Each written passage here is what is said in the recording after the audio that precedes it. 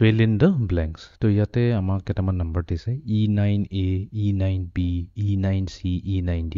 তাৰপিছত 4টা blank আছে। তাৰমানে সিকুৱেন্সত আমি বাকি 4টা নম্বৰ ইয়াতে ফিল কৰিব লাগিব। এতিয়া দেখাতে গম পাইছে এইটোতো কি হ'ব? এইটো হৈছে এটা হেক্সাডেচিমেল নম্বৰ E9A কওঁ বা E9B, এইবোৰ গোটেইবোৰ হৈছে হেক্সাডেচিমেল নম্বৰ। তো এতিয়া কথাটো হৈছে যে E9Dৰ পিছত কি আহিব?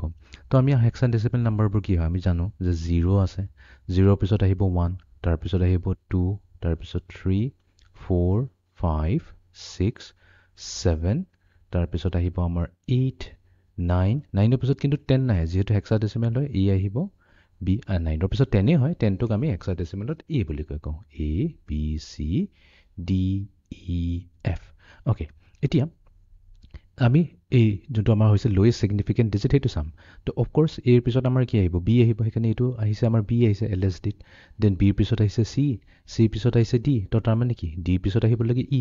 তো এইখিনিতো আমি ক'বই পাৰিম যে আমাৰ নেক্সট যোনটো ডিজিট হ'ব সেইটো হ'ব E9E। E9E আহিব। তাৰপিছত ইৰ পিছত কি আছে? এফ আছে। তো তাৰমানে আমাৰ নেক্সট ডিজিটটো হ'ব E9F। অ'কে, এতিয়া হ'ব আমাৰ ইণ্টাৰেষ্টিং কেছটো। তো এতিয়া এফৰ পিছত কি আহিব? এফৰ পিছত কিন্তু জি আহিব নোৱাৰে, বিকজ এফৰ আমাৰ লাষ্ট ডিজিটটো হৈছে হেক্সাডেচিমেলৰ এফ হৈছে। এতিয়া এফৰ পিছত কি হ'ব? আকৌ সি যাব 0লৈ আহি যাব। এতিয়া যদি 0লৈ যাব, ইনফেক্ট আমি ইয়াতে কি কৰিছোঁ, আমি কুৱেশ্যনটো ইয়াতে এইটোৱে সুধিছে E9Fৰ লগত যদি আমি +1 কৰি দিওঁ তেতিয়া আমি নেক্সট ডিজিটটো পাম। তো এফৰ লগত যদি আমি 1 এড কৰি দিওঁ তেনেহ'লে কি আমাৰ নেক্সট ইনক্ৰিমেণ্ট হোৱাৰ পিছত আমাৰ 0হে আহিব। এইখিনিত 0 আহি যাব, তো এটা কেৰি অভাৰ থাকি গ'ল 1। এতিয়া 9 + 1 হৈ গ'ল কি হয়? 10 হয়। বা 10টোতো আমি জানো কি হয়? 10 মানে একচুৱেলি হৈছে এ। ইনফেক্ট আমি এনেকৈ চাব পাৰোঁ 9ৰ নেক্সট ডিজিটটো কি হ'ব? এ হ'ব। তো এইখিনিত আমি 9 লিখিব নোৱাৰোঁ, আমি ইয়াতে এ লিখিব লাগিব। ঠিক আছে, তো ইয়াতে ইৰ কাৰণে কোনো প্ৰব্লেম নহয়, বিকজ ইৰ লগতো একো বস্তু এড হোৱা নাই, তো ই আমাৰ ইয়ে থাকিব। তো তাৰ মানে E9Fৰ পিছত আহিব কিন্তু আমাৰ EA0। Very careful.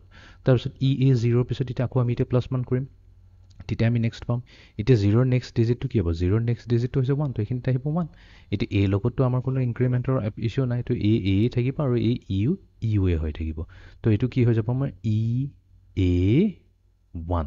তো তাৰমানে আমাৰ গোটেইকেইটা ব্লেংকছ আমি ফিল কৰি দিলোঁ।